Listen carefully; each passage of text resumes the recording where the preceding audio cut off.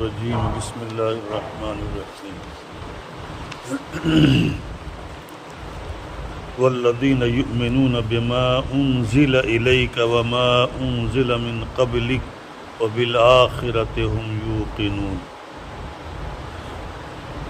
اوپر والی آیت میں یہ بیان کیا گیا تھا، اوپر والی آیت کے ذیل میں،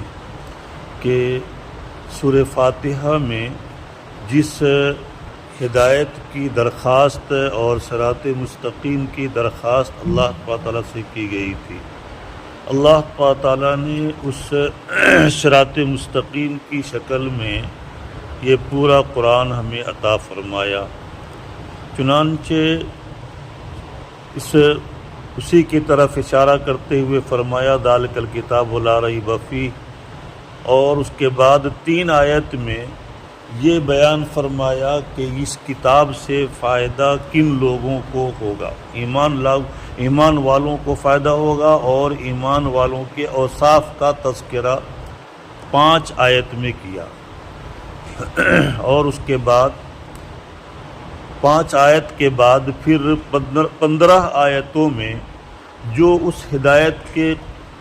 قبول نہ کرنے والے، ہدایت سے انحراف اور اعراض کرنے والے ہیں، ان کا 15 آیتوں میں تذکرہ ہے۔ چنانچہ فرما رہے ہیں کہ والذین یؤمنون بما انزل الیک وما انزل من قبلک وبالآخرۃ هم یوقنون، اور اس قرآن کو اور اس راہ ہدایت کو، صراط مستقیم کو ماننے والے وہ لوگ بھی ہیں جو ایمان رکھتے ہیں ان کتابوں پر جو اس سے قبل نازل کی گئی، اور وما انزل من قبلک جو اللہ کے نبی کی طرف نازل کی گئی، وما انزل من قبلک اور آپ سے قبل جتنے انبیاء پر نازل کی گئی۔ معلوم ہوا کہ اس قرآن سے قبل بھی بہت ساری کتابیں، 3 کتابیں نازل ہوئی ہیں، اور بہت سارے صحیفے اللہ کی طرف سے نازل ہوئے ہیں، ان کو بھی اللہ کی کتاب ہونے کا یقین رکھنا ہر ایمان والے کے لیے ضروری ہے۔ لیکن ان کتابوں میں بعد میں لوگوں نے اپنی طرف سے بہت سی کمی زیادتی کر دیا، تحریف کر دیا، تغیر اور تبدیلی پیدا کر دیا۔ اس وجہ سے گزشتہ 3 کتابیں جو آسمان سے نازل ہوئی ہیں وہ اپنی اصلی حالت پر نہیں ہے۔ اللہ کی کتاب کا اقرار کرنا اور اللہ کی طرف سے جو چیزیں نازل کی گئی ہیں اس پر ایمان رکھنا ضروری ہے، لیکن موجودہ تورات، انجیل، زبور اپنی اصلی حالت میں نہیں ہے۔ اس وجہ سے اس وقت کے موجودہ تورات، انجیل، زبور میں جو بھی مضامین بیان کیے گئے ہیں ان کے صحیح ہونے کا یقین رکھنا ضروری نہیں، کیونکہ وہ صحیح ہے ہی نہیں۔ تو بہرحال فرما رہے ہیں کہ اہل کتاب میں سے کچھ لوگ وہ ہیں جن کو دونوں زمانہ ملا، تو انہوں نے پچھلی شریعت پر بھی ایمان قبول کیا، اور جب یہ نبی آخر الزماں صلی اللہ علیہ وسلم کی بعثت ہوئی تو ایسی صورت میں ان کے اوپر بھی ایمان لائے۔ اولئک علی ھدی من ربہم، یہی لوگ اپنے رب کی طرف سے ہدایت کے اوپر ہیں، وَأُولَئِكَ هُمُ الْمُفْلِحُونَ، اور یہی لوگ کامیاب اور کامران ہیں۔ دنیا میں بھی اللہ تعالیٰ ان کو ہر طرح سے اعزاز اور اکرام فرمائیں گے، اور مرنے کے بعد بھی ابدی راحت اور سکون کی جگہ جنت میں ان کو جگہ عطا فرمائیں گے۔ ان الذین کفروا سواء علیہم اانذرتہم ام لم تنذرہم لا یؤمنون۔ اب یہاں سے 15 آیتوں میں ان لوگوں کا بیان چل رہا ہے جن لوگوں نے راہ ہدایت کو اور صراط مستقیم کو ماننے سے انکار کر دیا۔ 5 آیتوں میں تو ان لوگوں کا تذکرہ تھا کہ جن لوگوں نے اس راہ ہدایت کو قبول کیا، اس کے مطابق عمل کیا، لیکن اب یہاں سے 15 آیتوں میں انکار کرنے والوں کا تذکرہ ہے، جس میں سے انکار کرنے والوں کی 2 قسمیں ہیں۔ ایک تو وہ لوگ ہیں جو کھلم کھلا اپنے کفر کا اظہار اور اعلان کرتے ہیں، کہ بھئی ہم اس قرآن کو نہیں مانتے اور ہم اس قرآن کی احکام کے مطابق عمل نہیں کرتے، ایسے لوگوں کو کافر کہا جاتا ہے۔ اور دوسرے وہ لوگ ہیں جو ظاہر میں تو اپنے جو ہے ایمان کو ظاہر کرتے ہیں، لیکن دل کے اندر ان کے ایمان نہیں ہے، ایسے لوگوں کو منافقین کہا جاتا ہے۔ اور منافقین یہ ایمان والوں کے لیے کافروں سے بھی زیادہ خطرناک ہیں اور کفر سے بھی زیادہ یہ خطرناک چیز ہے۔ اسی وجہ سے اس کی شناعت و قباحت اور ان کے اوصاف کو اور ان کے حالات کو تقریباً 13 آیتوں کے ذیل میں تفصیل کے ساتھ بیان کیا گیا ہے۔ پہلے کافروں کے حالات کو بیان کر رہے ہیں کہ ان الذین کفروا سواء علیہم اانذرتہم ام لم تنذرہم لا یؤمنون،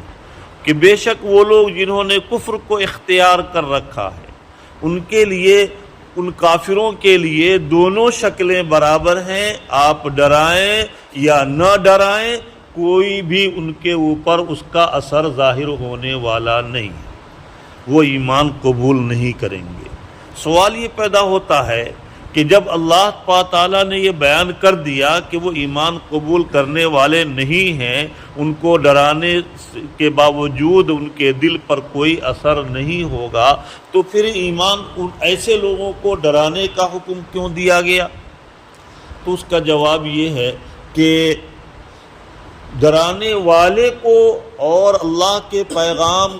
وہاں تک ان لوگوں تک پہنچانے والوں کے لیے تو فائدہ ہی فائدہ ہے، ان کو تو پورا اجر مل جائے گا۔ باقی ان لوگوں کو جن کے قلب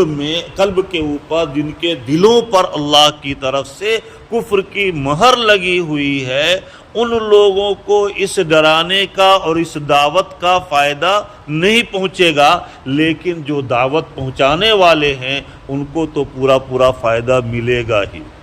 اسی وجہ سے چاہے وہ ایمان قبول کریں یا نہ کریں، نبی کو 2 فرض منصبی کا حکم دیا گیا کہ آپ کا 2 کام ہے، ایک انذار اور دوسرے تبشیر۔ جو ایمان قبول کرنے والے ہیں ان کو جنت اور جنت کے نعمت اور دنیا کے اندر ایمان قبول کرنے کے بعد حاصل ہونے والے اللہ کی طرف سے انعام کی بشارتیں، دونوں جگہوں میں حاصل ہونے والے ایمان کی وجہ سے حاصل ہونے والی نعمتوں کا تذکرہ اور اس کی بشارتیں، اور ایمان قبول نہ کرنے پر اللہ کی طرف سے آنے والے عذاب سے ڈرانے کا حکم۔ گویا کہ انذار اور تبشیر یہ 2 کام نبیوں کے تمام انبیاء کے فرض منصبی میں داخل ہے، اور تمام انبیاء کو یہ حکم دیا گیا کہ آپ جا کر امت کے ایک فرد کے سامنے انذار اور تبشیر کریں، ان کو ایمان قبول کرنے کی ترغیب دلائیں، اور ایمان قبول کرنے کی صورت میں اللہ کی طرف سے ملنے والے انعامات کا تذکرہ کریں، اور ایمان قبول نہ کرنے کی صورت میں آنے والے عذاب سے ڈرائیں۔ لیکن تو گویا کہ نبی جو ڈرانے والے ہیں، جو اس دعوت کا کام کرنے والے ہیں، ان کو تو ان کے حق میں یہ دعوت مفید تو ہے ہی، البتہ جن کے قلوب پر اللہ کی طرف سے کفر کی مہر لگی ہوئی ہے اور جن کے بارے میں اللہ تعالیٰ نے اپنے علم ازلی کے ذریعے سے یہ معلوم کر لیا ہے، معلوم ہے کہ بھائی ان کو ایمان کی توفیق نہیں ہوگی، تو ان کے حق میں یہ ڈرانے سے کوئی فائدہ نہیں ہوگا، ورنہ ہر ایک کے حق میں نہ یہ جو ہے فائدہ نہ ہو ایسا نہیں ہے، بلکہ بہت سے لوگ اللہ تعالیٰ کے اس اللہ تعالیٰ کی طرف سے اس جو دعوت کا کام امت کو دیا گیا ہے، اس دعوت کی کام کی وجہ سے بہت سے لوگ روزانہ ایمان قبول کر رہے ہیں، ایمان کے دائرے میں داخل ہو رہے ہیں۔ لیکن یہاں پر اس آیت میں جو بیان کیا گیا کہ آپ ڈرائیں یا نہ ڈرائیں ان کو فائدہ نہیں پہنچے گا، اس سے وہ کافر مراد ہیں، وہ لوگ مراد ہیں جو اللہ کے علم ازلی میں جن کا کافر ہونا، جن کا کفر پر قائم اور باقی رہنا یہ جو ہے طے ہو چکا ہے، اللہ تعالیٰ نے اپنے علم ازلی کے اعتبار سے معلوم کر کے یہ بتلا دیا کہ بھئی یہ فلاں فلاں قسم کے جو لوگ ہیں، اب تعین تو نہیں کی لیکن یہ بتلا دیا کہ کچھ لوگ ایسے ہیں جن کے دلوں پر کفر کی مہر لگ چکی ہے، اسی وجہ سے آپ کی دعوت و تبلیغ سے ان کو کوئی فائدہ نہیں پہنچے گا۔ تو سواء علیہم، ان کے لیے، ان لوگوں کے لیے دونوں شکلیں برابر ہیں، انذار اور عدم انذار، لیکن آپ کے لیے دونوں شکل برابر نہیں ہے۔ دعوت دینے والے کے لیے تو اجر و ثواب ملنا ہی ہے۔ فرمانے کہ سواء علیہم اانذرتہم ام لم تنذرہم لا یؤمنون، کہ بے شک وہ لوگ جنہوں نے کفر کو اختیار کر رکھا ہے اور جن کے دلوں پر کفر کی مہر لگ چکی ہے، آپ ان کو ڈرائیں یا نہ ڈرائیں لیکن ان کا کوئی فائدہ، وہ ایمان قبول نہیں کریں گے۔ کیوں؟ اس وجہ سے کہ ختم اللہ علی قلوبہم، اللہ تعالیٰ نے ان کے قلوب پر کفر کی، ان کے دلوں پر کفر کی مہر لگا دی۔ حدیث میں آتا ہے کہ جب بھی کوئی بندہ گناہ کرتا ہے تو اس کے دل پر ایک کالا چھوٹا سا نقطہ دھبا لگ جاتا ہے، جیسے بارش کے موسم میں بھیگے کپڑے کو اگر آپ موڑ کر رکھ دیں اور 2 دن کے بعد اس کو کھولیں تو سفید کپڑے پر کالا کالا دھبا نظر آئے گا، جس کو لٹی مارنا بولتے ہیں، کہ کپڑے میں لٹی مار دیا، چتی جو بھی بولیں، ابار یار جو بھی بولتے ہو، تو وہ کپڑے میں جو سفید کالا کالا سفید کپڑے میں کالا نقطے کی طرح سے دھبا جو ہوتا ہے، وہ جو ہے وہ کہ اگر اس کو فوری طور پر دیکھ کر کے صاف کرنے کی کوشش کی جائے تو صاف ہو سکتا ہے، لیکن اگر اس کو چھوڑ دیا جائے تو کپڑا پھٹ جائے گا لیکن وہ نشان اور دھبا ختم نہیں ہوگا۔ تو اسی طریقے سے گناہ کا حال ہے کہ جب انسان گناہ کرتا ہے تو گناہ کرنے کی وجہ سے اس کے دل پر ایک کالا نقطہ اور دھبا پڑ جاتا ہے۔ جب وہ سچے دل سے توبہ کر لیتا ہے تو وہ نقطہ اور وہ دھبا صاف ہو جاتا ہے، لیکن اگر وہ اس کو توبہ کی توفیق نہیں ہوتی اور گناہ برابر کرتا رہتا ہے تو آہستہ آہستہ اس کے دل پر وہ دھبا بڑھتا چلا جاتا ہے، حتیٰ کہ اس کا پورا دل سیاہ ہو جاتا ہے، اور جب پورا دل اس کا کالا ہو جاتا ہے تو پھر اس میں خیر کی کوئی بات اثر نہیں کرتی،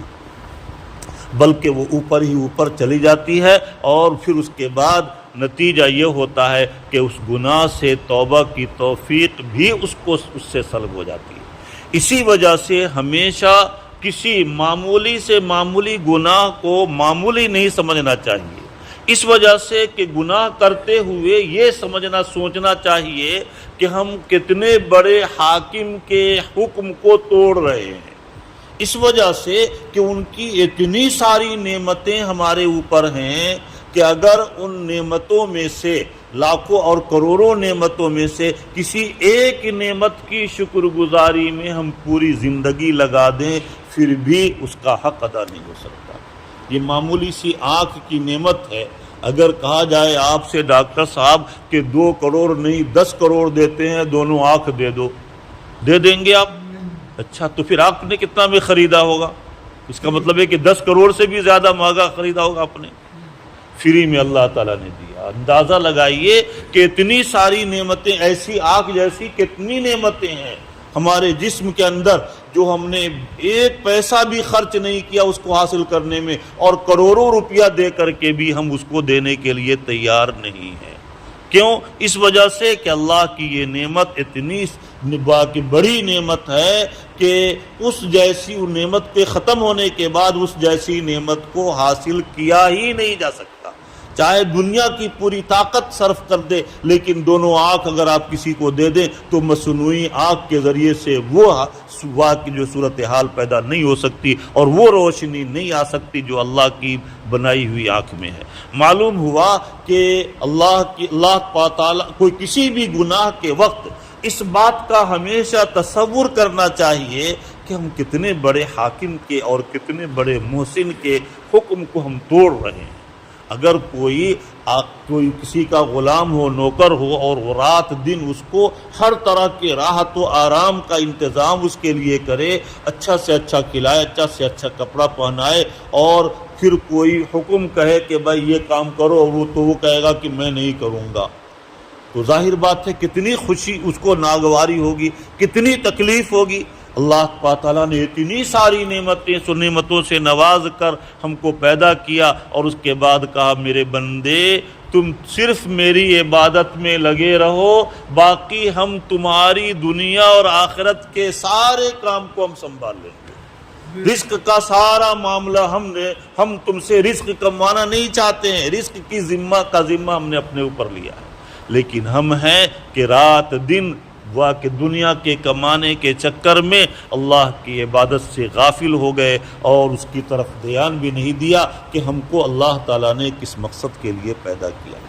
تو بہرحال بات یہ چل رہی تھی کہ وہ سیاہ نقطہ جب جو ہے انسان کے دل پر گناہ کی وجہ سے لگ جاتا ہے، تو سچے دل سے جب بندہ توبہ کر لے تو وہ نقطہ ختم ہو جاتا، صاف ہو جاتا ہے، اور پھر اس کا اثر بھی باقی نہیں رہتا۔ لیکن سچے دل سے توبہ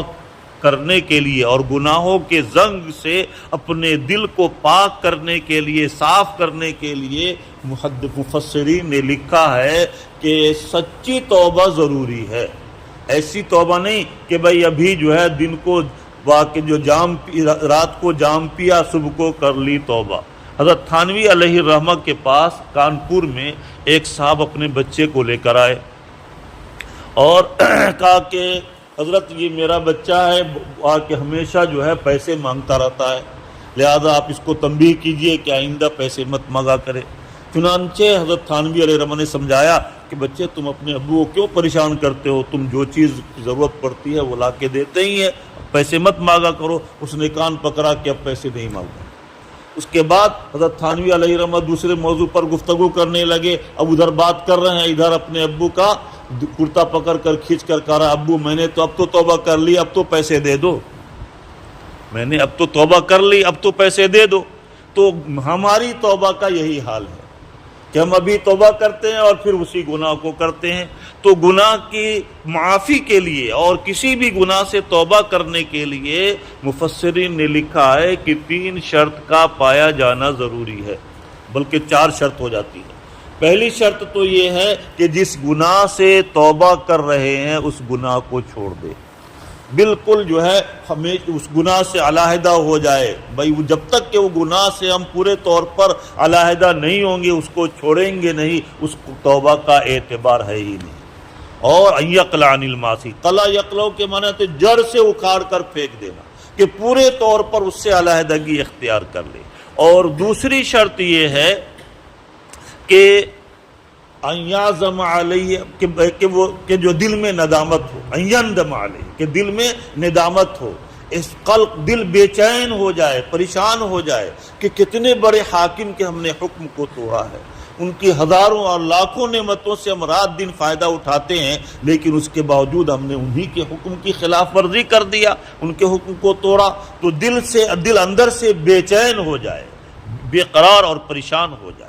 اور تیسری شرط یہ ہے کہ یعزم علیہ عزما جازما اللہ یعود علی مثلہا، بالکل عزم بالجزم کرے کہ چاہے ہماری جان چلی جائے گی لیکن ہم اس جیسا گناہ کبھی دوبارہ نہیں کریں گے۔ اس وقت تو یہ بالکل پختہ ارادہ ہو، بعد میں اگر شیطان بہکاوے اور شیطان کے بہکاوے میں آ کر پھر دوبارہ گناہ کر لے تو پھر دوبارہ بھی انہی تینوں شرائط کو سامنے رکھتے ہوئے، انہی تینوں شرائط کے ساتھ پھر سچے دل سے توبہ کر لے۔ اس وجہ سے کہ جب انسان سچے دل سے توبہ کر لیتا ہے، اللہ تعالیٰ اس گناہ کو نام اعمال سے بھی مٹا دیتے ہیں۔ اور بعض علماء کی رائے تو یہ ہے کہ اس توبہ کرنے کے بعد اللہ کی نظر عنایت اس بندے پر اور پہلے سے بھی زیادہ بڑھ جاتی ہے، یعنی گناہ کرنے سے پہلے جتنی توجہ تھی اس سے زیادہ اس بندے پر توجہ گناہ کی توبہ کرنے کے بعد بڑھ جاتی ہے۔ اور اس کی وجہ کیا ہے؟ اس کی وجہ ایک مثال دیا ہے علماء نے کہ جیسے جب لوم چلتا ہے کپڑا بننے کے لیے، لوم چلاتے ہیں لوگ، تو اس میں جو کپڑے کا دھاگا جو ہے پھیلا ہوا ہوتا ہے جس کو بولتے ہیں تانا، تو اس دھاگا میں سے کوئی ایک دھاگا بھی اگر ٹوٹ جاتا ہے تو پھر کیا کرتے ہیں، وہاں پر گرہ لگا دیا جاتا ہے، وہاں پر گرہ لگا دیتے ہیں۔ لیکن جہاں پر گرہ ہوتا ہے وہ بار بار لوم چلانے والے اور مشین چلانے والے کی نگاہ کہاں ہوتی ہے، وہ گرہ پر ہوتی ہے۔ کیوں؟ کہیں ایسا نہ ہو کہ اس گرہ میں کوئی دوسرا دھاگا پھنس جائے اور ہمارا کپڑا خراب ہو جائے۔ اسی طریقے سے اللہ تعالیٰ کا کوئی بندہ جب سچے دل سے توبہ کر لیتا ہے تو اس بندے کی طرف اللہ کی نظر عنایت اور بڑھ جاتی ہے، پہلے سے زیادہ بڑھ جاتی ہے کہ بھائی ابھی توبہ کیا ہے، کہیں ایسا نہ ہو کہ پھر اس سے گناہ کا صدور ہو جائے۔ تو اس بنا پر معلوم ہوا کہ جب بھی کوئی گناہ صادر ہو جائے تو اس سے توبہ کر لے۔ اچھا، یہ 3 شرائط تو بیان کیے ہیں توبہ کی قبولیت کے۔ اگر وہ گناہ ایسا ہے جو بندے کے حق سے متعلق ہے تو ایک چوتھی شرط بھی ہے، وہ یہ ہے کہ بھائی وہ بندے سے اس حق کی معافی مانگ لے، یا تو جو بندے کا حق ہے وہ حق ادا کر دے یا اس سے معاف کرا لے، تب جا کر کے وہ گناہ معاف ہوگا، ورنہ وہ معاف نہیں ہو سکتا۔ اسی طریقے سے حقوق اللہ کی قبیل سے ہے، تو پھر وہ جو ہے جس گناہ کی معافی مانگا ہے اس گناہ کو یعنی جس چیز کی معافی مانگ رہا ہے، اگر وہ عبادات کی قبیل سے مثال کے طور پر ہے تو اب نماز مثال کے طور پر بہت دنوں تک نماز ہی نہیں پڑھا، اپنے مال کی زکوٰۃ بھی ادا نہیں کیا، تو پھر توبہ کی قبولیت کے لیے یہ بھی شرط ہے کہ گزشتہ ایام کے نمازوں کی بھی قضا کرے۔ صرف جو ہے توبہ کر لینے سے کیا اچھا مجھ سے بہت بھول ہوئی، اب آئندہ ہم کوئی نماز نہیں چھوڑیں گے، لیکن جو گزشتہ ایام میں ہماری نماز چھوٹ گئی ہے، گزشتہ ایام میں جو ہم اپنے مالوں کی زکوٰۃ حساب لگا کر نہیں ادا کیے ہیں، ان کو بھی ادا کرنا ضروری ہے۔ اگر کوئی شخص ان نمازوں کو ادا کیے بغیر اس دنیا سے چلا گیا اور ڈاکٹر صاحب کوئی ایک نماز بھی ذمے میں باقی رہ گئی اور ادا نہیں کر سکا اور دنیا سے چلا گیا، تو فضائل اعمال میں حضرت شیخ الحدیث مولانا زکریا صاحب نور اللہ مرقدہ نے لکھا ہے کہ 2,88,00,000 برس جہنم میں ایک نماز کی وجہ سے جلنا پڑے گا۔ اس سے معلوم ہوا کہ جو نمازیں ہماری باقی رہ گئی ہیں اور ہم نہیں ادا کر سکے ہیں، ان کی ترتیب بنا کر اور ان کا حساب لگا کر ان کو بھی ادا کرنا ضروری ہے۔ توبہ کرنے سے وہ معاف نہیں ہوگا، اس کو ادا کرنا ضروری ہے، ادا کرنا پڑے گا تب جا کر کے معافی ہوگی۔ بہرحال تو اس آیت کے اندر یہ بیان کیا گیا ہے کہ اللہ تعالیٰ نے ان کے قلوب پر گناہوں کی کثرت کی بنا پر اور کفر کی ظلمت کی بنا پر ان کے دلوں پر مہر لگا دیا ہے۔ وَعَلَىٰ سَمْعِهِمْ فرما رہے ہیں کہ اور اسی طریقے سے ان کے کانوں پر بھی پردہ ڈال دیا ہے۔ وَعَلَىٰ أَبْصَارِهِمْ غِشَاوَةٌ اور ان کی آنکھوں پر بھی پردہ ڈال دیا گیا ہے، جس کی وجہ سے کہ دل پر پردہ ہے، مہر ہے، جس کی وجہ سے حق بات ان کے دل میں نہیں اترتی۔ چونکہ انسان کے جسم کے اعضاء میں سے دل جو ہے یہ پورے جسم پر کیا کرتا ہے، قیادت کرتا ہے اور سیادت کرتا ہے۔ دل کے اندر جو خیال آتا ہے وہی جو ہے دل جو ہے اپنے دوسرے اعضاء کو حکم دیتا ہے کہ تم یہ کام کرو، اور پھر اس دل کے فرمان کے مطابق گویا کہ پورے اعضاء اس کام کو انجام دیتے ہیں۔ معلوم ہوا کہ انسان کا پورا جسم دل کے تابع ہے، اور انسان کا دل چونکہ واقع جو ہے وہ حرکت کرتا رہتا، ہلتا رہتا ہے، اسی وجہ سے جو ہے اس کے اندر مختلف قسم کے خیالات آتے رہتے ہیں۔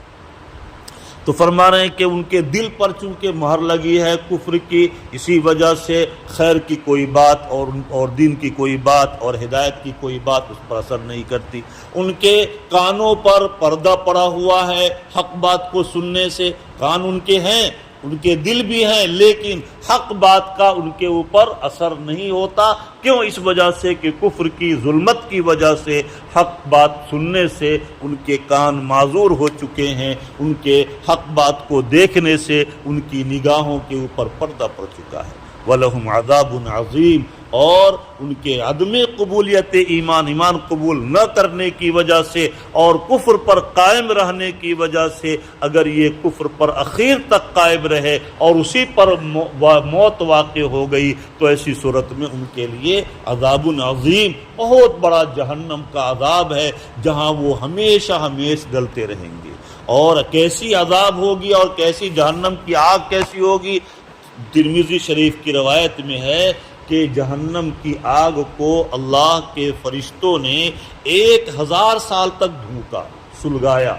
تو جہنم کی آگ بالکل سرخ ہو گئی۔ پھر 1000 سال تک اس کو سلگایا تو جہنم کی آگ بالکل سفید ہو گئی۔ اس کے بعد پھر مزید 1000 سال تک اس کو سلگایا، دھوکا، تو جہنم کی آگ بالکل سیاہ اور تاریک ہو گئی۔ ابھی جہنم کی آگ بالکل تاریک ہے، سیاہ ہے، کالی ہے۔ اور روایت میں یہ بھی آتا ہے، محدثین نے بیان کیا کہ اگر جیسے عورتیں لکڑی جلاتی ہیں تو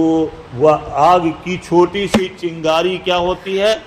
چنگاری ایک بالشت یا ایک ہاتھ اوپر جا کر پھر وہ بجھ جاتی ہے، اگر ویسی چھوٹی سی جہنم کی چنگاری بھی اڑ کر آ جائے اس دنیا میں، پوری دنیا کو جلا کر خاک کر دے۔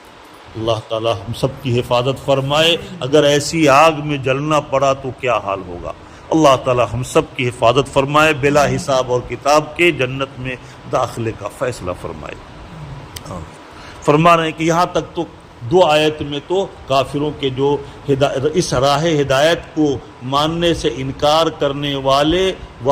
والوں کی 2 قسم ہیں۔ ایک تو وہ ہے جنہوں نے اپنے کفر کا بالکل اعلان اظہار کر دیا، تو ان کا بیان 2 آیت میں مختصر کر دیا۔ لیکن ان سے بھی زیادہ خطرناک آستین کے سانپ ہیں۔ آستین کے سانپ یہ جو ہے منافقین کی جماعت ہے، کہ جو منافقین کہتے ہیں ان لوگوں کو کہ جو اللہ کے نبی صلی اللہ علیہ وسلم اور آپ کے صحابہ کرام کے پاس آ کر کہتے تھے کہ بھئی ہم جو ہے ایمان قبول کر لیے، وہ آ کر کے کلمہ پڑھ لیتے تھے، اور جب کافروں کے پاس جاتے وَإِذَا خَلَوْا إِلَىٰ شَيَاطِينِهِمْ قَالُوا إِنَّا مَعَكُمْ إِنَّمَا نَحْنُ مُسْتَهْزِئُونَ، جب کافروں کے پاس جاتے تو کہتے ارے ہم تو تمہاری پارٹی میں، تمہاری جماعت میں، ہم تو ان کا مذاق اڑانے کے لیے، ان کی راز کی بات کو معلوم کرنے کے لیے ان کے سامنے ہم نے کلمہ پڑھ لیا تھا۔ معلوم ہوا کہ ایمان کے لیے 3 چیزیں ضروری ہیں۔ ایک تو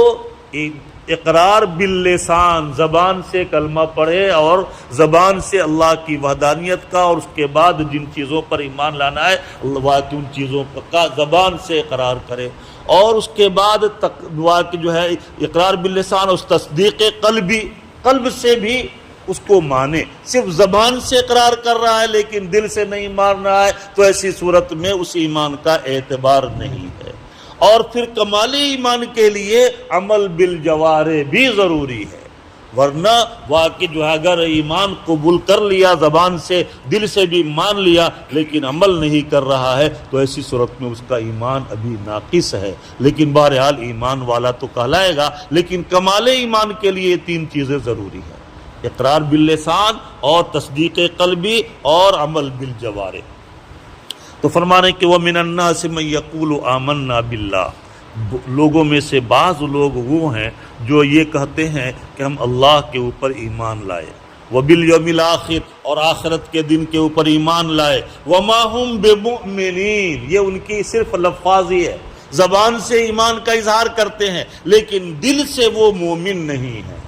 دل سے وہ ان چیزوں کو نہیں مانتے۔ يُخَادِعُونَ اللَّهَ، وہ اللہ کو دھوکہ دے رہے ہیں۔ اللہ کو کیا دھوکہ دے رہے ہیں؟ اپنے آپ کو دھوکہ دے رہے ہیں۔ فرما رہے ہیں کہ اللہ کو دھوکہ دے رہے ہیں، والذین آمنوا، اور ان لوگوں کو دھوکہ دے رہے ہیں کہ بھائی جو ایمان لا چکے ہیں۔ وما یخدعون، اللہ تعالیٰ فرماتے ہیں کہ اللہ کو یا ایمان والوں کو وہ کیا دھوکہ دیں گے؟ وما یخدعون الا انفسہم، وہ تو اپنے آپ کو دھوکہ دے رہے ہیں، وہ اپنے آپ کو جہنم کا ایندھن بنا رہے ہیں اور جہنم کا واقع ایندھن کے لیے اپنے آپ کو تیار کر رہے ہیں۔ وما یخدعون الا انفسہم، اور وہ تو صرف اپنے نفس کو ہی دھوکہ دے رہے ہیں، لیکن وما یشعرون، وہ سمجھ نہیں پا رہے ہیں کہ ہم کس کو دھوکہ دے رہے ہیں۔ وہ یہ سمجھتے ہیں کہ ہم بیوقوف بنا رہے ہیں ایمان والوں کو، کہ جب ان کے پاس جاتے ہیں تو کہتے ہیں آمنا، ایمان لائے ہم، ہم تمہارے ساتھ ہیں، اور جب ہم کافروں کے پاس جاتے ہیں تو کہتے ہیں ہم تمہارے ساتھ ہیں، اور ہم ایمان والوں کا مذاق اڑا رہے تھے۔ تو وہ یہ سمجھتے ہیں کہ ہم نے بہت بڑا واقعی دانشمندانہ کام کیا اور بہت بڑے عقل و فہم سے کام لے کر ہم نے ایمان والوں کو بیوقوف بنا دیا۔ حالانکہ ایمان والوں کو بیوقوف نہیں بنا رہے ہیں، وہ اپنے آپ کو بیوقوف بنا رہے ہیں، کہ وہ اپنے آپ کو جہنم کا ایندھن بنا رہے ہیں۔ فرما رہے وما یخدعون الا انفسهم وما یشعرون، کہ وہ تو دھوکہ نہیں دے رہے ہیں مگر اپنے نفس کو دھوکہ دے رہے ہیں، وہ اپنے نفس کو ہی وہ دھوکہ دے رہے ہیں اور جہنم کا ایندھن بنا رہے ہیں، لیکن وما یشعرون، ان کو اس کا احساس ابھی نہیں ہو رہا ہے، ابھی اپنے اس گناہ، اپنی اس غلطی کا، اپنے اس جرم کا اور اپنے اس عمل کے واقع نقصان دہ ہونے کا ان کو ابھی احساس نہیں ہے۔ جب کل قیامت کے دن آنکھ بند ہوگی تب جا کر پتہ چلے گا کہ ہمارا یہ عمل ہمارے لیے کتنا زیادہ مہلک ثابت ہوا۔ فرما رہے ہیں کہ فی قلوبہم مرض، مدینہ کے اندر ایک جماعت ایسی تھی جو ایمان اللہ کے نبی صلی اللہ علیہ وسلم اور صحابہ کرام کے پاس آ کر اپنے ایمان کا اظہار کرتے تھے، اور اس کے بعد پھر یہاں کی بات جا کر کافروں کو پہنچاتے اور کہتے تھے کہ ہم تو ان کی ایمان والوں کی راز کی بات معلوم کرنے کے لیے واقع جو ہے وہ کلمہ پڑھ لیے تھے، ورنہ ہم تمہاری جماعت میں ہیں۔ اللہ کے نبی صلی اللہ علیہ وسلم کو ان منافقین کے نام، ان کے باپ کا نام، ان کے خاندان کا نام، پوری تفصیل بتا دی گئی، لیکن اللہ کے نبی صلی اللہ علیہ وسلم نے پھر بھی ان کے خلاف کوئی اقدام اس وجہ سے نہیں کیا کہ لوگ یہ کہیں گے کہ ایمان والوں کے خلاف ہی یہ اقدام کر رہے ہیں۔ بہرحال تو یہ منافقوں کا جو سردار تھا عبداللہ ابن ابی رئیس المنافقین، یہ کھلم کھلا اسلام کا دشمن اور کھلم کھلا نفاق والا کام ہمیشہ کرتا رہتا تھا۔ فرما رہے ہیں کہ فی قلوبہم مرض، ان کے قلوب کے اندر مرض ہے، گویا کہ ان کے قلوب کے اندر کفر چھپا ہوا ہے۔ ظاہر وہ کلمہ پڑھ کر کے اور اظہار کلمہ کا ایمان کا کر رہے ہیں، لیکن ان کے دل میں گویا کہ گناہوں کی اور معصیت کی وجہ سے، کفر کی وجہ سے ظلمت ان کے دل میں چھائی ہوئی ہے۔ اس وجہ سے کہ دل سے ماننا ضروری ہے، اللہ کی وحدانیت کا اقرار کرنا اور جزا اور سزا کا یقین رکھنا، یہ دل سے ضروری ہے، زبان سے کافی نہیں، لیکن دل سے یہ مانتے نہیں ہیں۔ فزادہم، اسی وجہ سے فرمانے وفی قلوبہم مرض، ان کے قلوب میں مرض ہے، نفاق ہے۔ فزادہم اللہ مرضا، چنانچہ اللہ تعالیٰ نے ان کے مرض میں، ان کے نفاق میں اضافہ کر دیا کہ بھئی وہ کہ ان کو کفر اور سرکشی میں مزید ڈھیل دیے جا رہے ہیں۔ واللہ یمدہم فی طغیانہم یعمہون، اللہ تعالیٰ ان کو ڈھیل دے رہے ہیں، اور بہت سے جو مجرم، بڑے بڑے مجرم اور گناہگار ہوتے ہیں، اللہ تعالیٰ ان کے اوپر دنیا میں گرفت نہیں کرتے۔ جو فرعون اتنا بڑا اللہ کا سرکش اور نافرمان تھا کہ اس نے خدائی تک کا دعویٰ کیا، لیکن اس کے باوجود اللہ تعالیٰ نے اس کو اتنی ڈھیل دی کہ کبھی اس کو سر میں بھی درد نہیں ہوا۔ تو اللہ کی طرف سے جو ایسے جو نافرمان اور سرکش بندے ہوتے ہیں، ان کو ان کی سرکشی میں آگے بڑھنے کے لیے خوب جو ہے آگے بڑھنے کے لیے ڈھیل اور دے دی جاتی ہے، اور ان کو سرکشی کے اوپر کے اندر جو ہے آگے بڑھنے کے اسباب بھی ان کے ساتھ مہیا کر دیے جاتے ہیں۔ چنانچہ حدیث میں آتا ہے کہ اخیر زمانہ میں جو دجالی کانا دجال ظاہر ہوگا تو وہ بھی خدائی کا دعویٰ کرے گا، حالانکہ وہ کانا ہوگا، ایک ہی آنکھ اس کی ہوگی، اور اللہ تعالیٰ ہر طرح کے نقص عیب سے پاک ہیں۔ اللہ کی کوئی شکل و صورت نہیں، اور اس کی شکل و صورت ہوگی وہ بھی بدصورت ہوگا، اور اس کے باوجود وہ کہے گا کہ میں خدا ہوں۔ اور اس کے ہاتھوں اللہ تعالیٰ ایسی ایسی خرق عادت چیزوں کو ظاہر کریں گے، یعنی ایسی ایسی چیزوں کو ظاہر کریں گے جو عام انسانوں کے ہاتھ سے اس کا زور نہیں ہوتا۔ جب کوئی بندہ اس کے اوپر ایمان، اس کو اپنا خدا مان لے گا، تو آسمان کو حکم دے گا جلدی بارش برساؤ، چنانچہ شیطان فوراً بارش برسائیں گے، بارش بھی ہوگی اور کھیتیاں لہلہانے لگے گی ان کی۔ اور اس کے بعد جب زمین کو کہے گا کہ جتنے خزانے ہیں وہ سب نکال دو، وہ سب زمین سے سارے خزانے نکل جائیں گے، اور اس کے بعد وہ ایمان قبول کرنے والوں کا، اس کو خدا ماننے والے کو دے دے گا۔ اس کے برخلاف ایک انسان ایک ایمان والے کے پاس جائے گا، کہا کہ تم مجھے خدا مانتے ہو؟ کہا بالکل نہیں۔ تو چنانچہ اس کے